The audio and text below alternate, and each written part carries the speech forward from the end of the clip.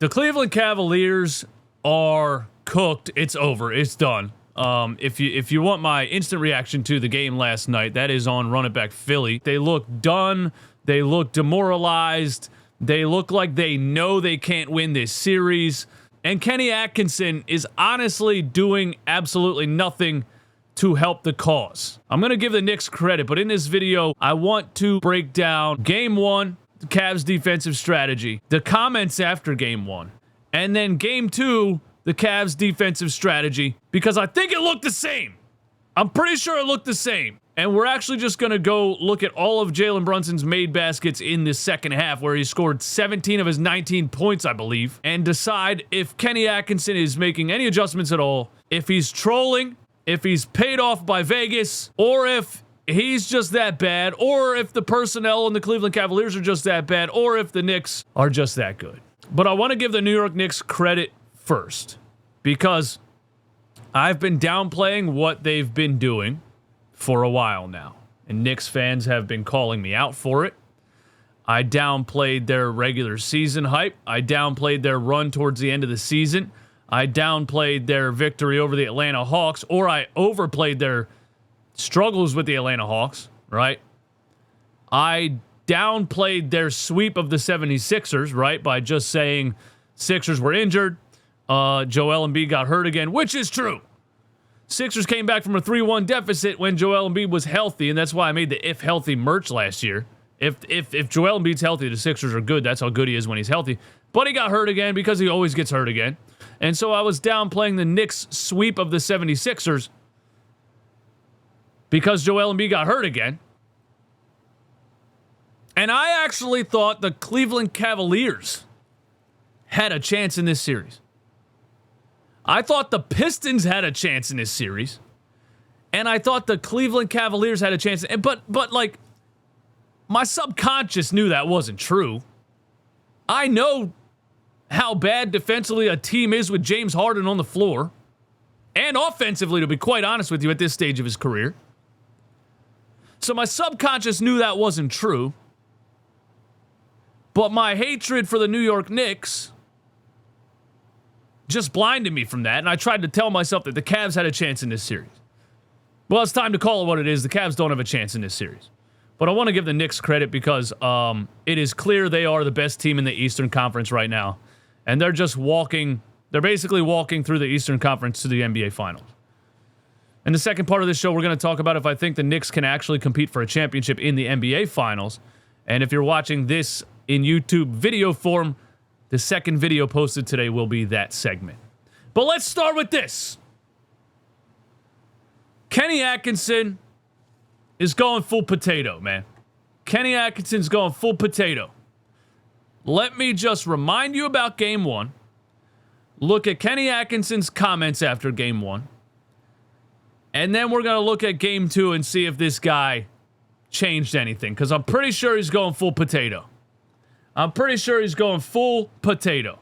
Let me remind you of this. In Game 1, James Harden was the screener defender on 21 on-ball picks in the fourth quarter and overtime alone. And the Knicks got 1.6 points per direct action on those plays. The Knicks got Harden to switch into 9 isolations in the fourth quarter and overtime, getting an obscene 1.9 points per direction, okay? And now Kenny Atkinson's comments on this in his post-game presser, but this was the next day, if you haven't heard this. Let's listen to this, and then let's look at Game 2, actually the first play of the game. But here was Kenny Atkinson after Game 1 on James Harden. The thing about James, I'll just defend him. He's a good isolation defender. Always has been. He's super smart. I said it last night. He's got great hands. I was kind of a little more upset with our backline defense. Okay, you know, he had two or three really tough shots on him, but then I think the baseline drive where our low guy didn't come over and get a contest. Yeah. Right? This is team defense. At this level, it's team defense.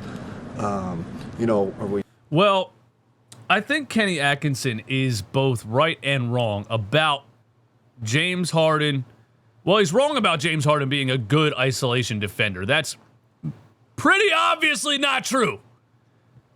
Because Jalen Brunson is walking past him like a homeless man on the street.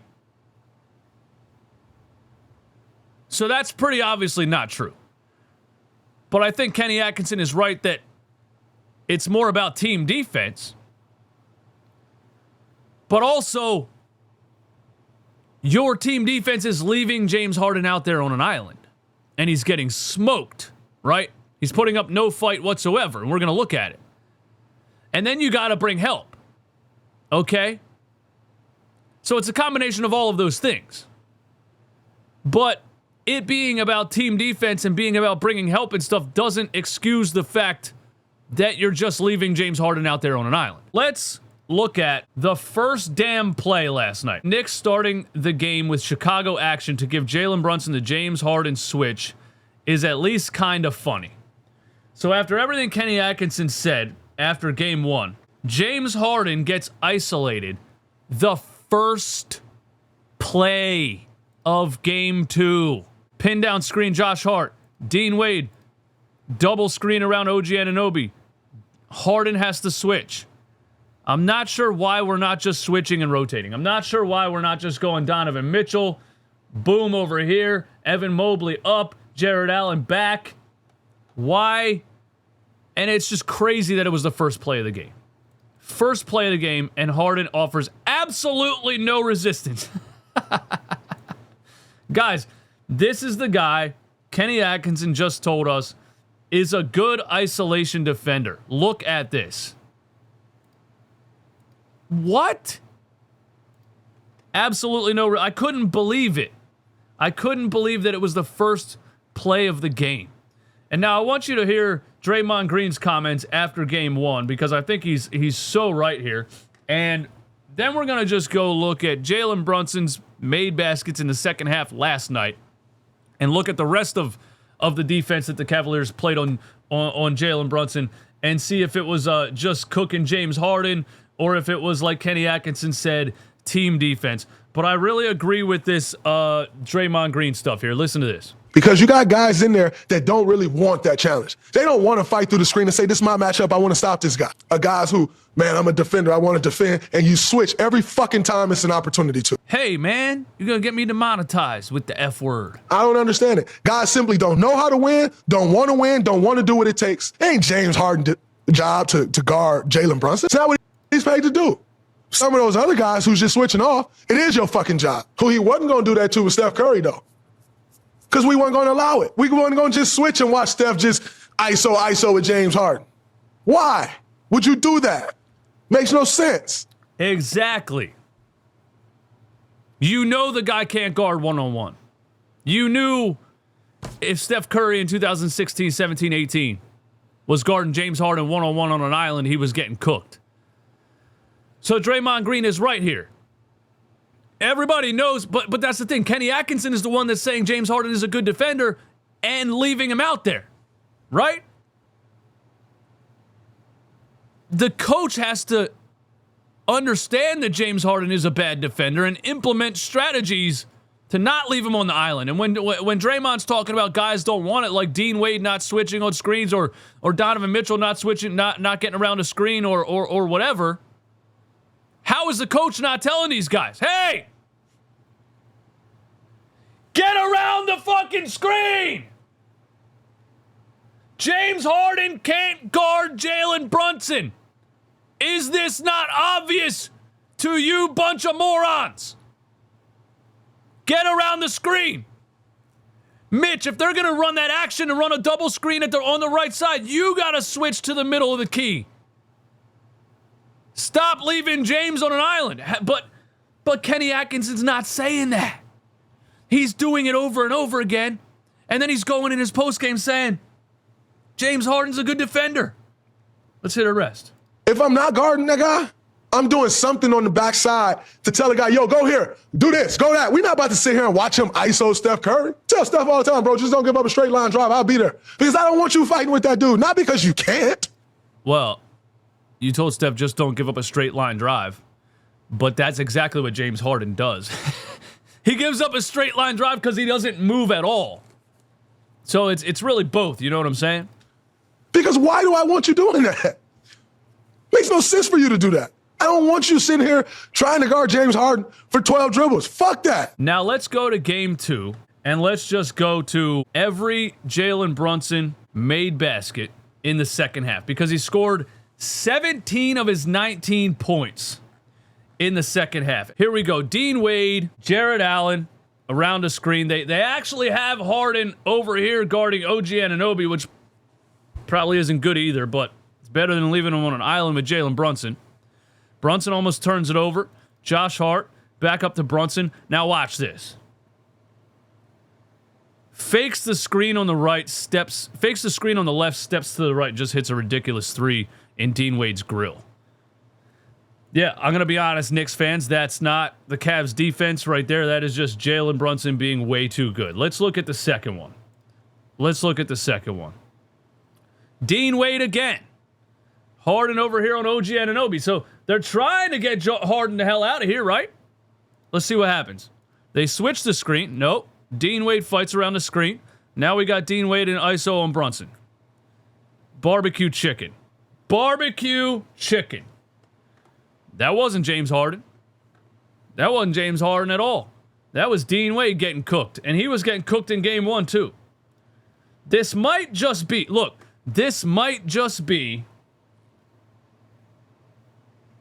Jalen Brunson is unguardable. That might be just what it is, guys. This might just be Jalen Brunson is unguardable with this Cavs team. Now, when you look at the Spurs and you look at the Oklahoma City Thunder, I don't see this happening. But this might just be Jalen Brunson is unguardable. Now, here you go. So, see, this is what Draymond Green is talking about. Why was Dean Wade fighting around screens on the previous plays? But when it's James Harden in the top of the action, they switch. Why are you switching? Did you not see game 1? Oh my God.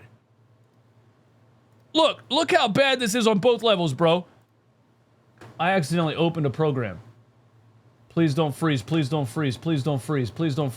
All right. Look how bad this is.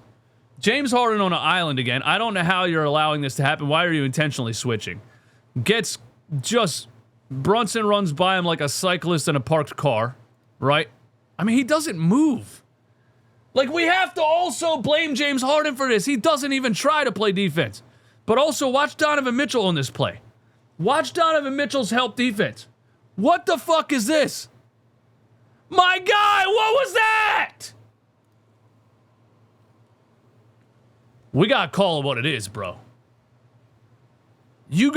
And I've said this about Donovan Mitchell before. He's a solid one-on-one defender when he wants to be. But as a help defender or a rotating defender, Donovan Mitchell doesn't even try. I've seen this so many times. So the combination of James Harden and Donovan Mitchell just playing the most pathetic team defense you'll ever see, I mean, this series is over. But that was the one ISO on James Harden in the second half. There might be more. Let's look at the next 3 that Brunson made. Then maybe we'll do a couple of assists here. Here we go again. Was that a screen and switch? It looks like this was a screen and switch again. It was. It was a dribble handoff, I'm pretty sure. And the Cavs switch again. I mean, oh, I didn't put it on the screen, my bad. Let's start over. I didn't have it on the screen. So here's a dribble handoff and a switch again. And look, James Harden is on an island at half court. At half court, guys. Yeah, Brunson's getting a full head of steam, a full sprint to the basket. Jared Allen, what are you doing? Like, this is what I mean by, is Kenny Atkinson coaching? How is this Jared Allen's help defense? Look at this. How is that? How is that? How is Jared Allen more concerned with Josh Hart cutting than Jalen Brunson cooking James Harden for the 49th time in a row? And, like, let's just point out that James Harden tried to flop here instead of defend because Brunson did a little bit of a lenient. Look at it. A little bit of a lenient. You are a 250-pound man. Watch James Harden. Oh! Cooked. So it's honestly, the conclusion is that it's both. Let's look at where Jalen Brunson gets the ball. Look where he gets the ball. And look at James Harden and Donovan Mitchell.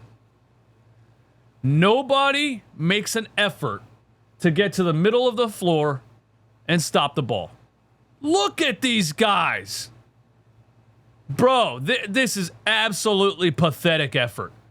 And Donovan Mitchell's athletic as hell. Weren't you in a dunk contest? I know you can jump. You don't even try to block the shot? Bro, the Cavaliers should be banned from the NBA for this pathetic defense. The Cavaliers should be banned from the NBA for this pathetic defense. Remind me to make that the title of this segment. Here's Jalen Brunson's last bucket in the fourth quarter. Donovan Mitchell, what are you doing? Oh my God. Donovan Mitchell acts like he's about to bring a double team, and then he just stands in the middle of the court guarding nobody.